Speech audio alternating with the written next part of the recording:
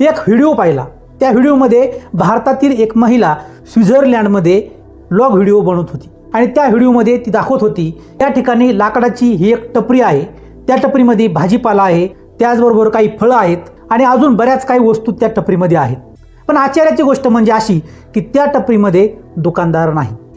प्रत्येक वस्तूपुढं त्या वस्तूची किंमत लिहिलेली आहे आणि साईडला एक बॉक्स ठेवलेला आहे। ग्राहकाने यायचं, आपली वस्तू घ्यायची, त्या वस्तू असणारी किंमत त्या बॉक्समध्ये टाकायची आणि निघून जायचं। असा हा सगळा प्रकार। म्हणजे हे दुकान चालतं ते फक्त विश्वासावर चालतं।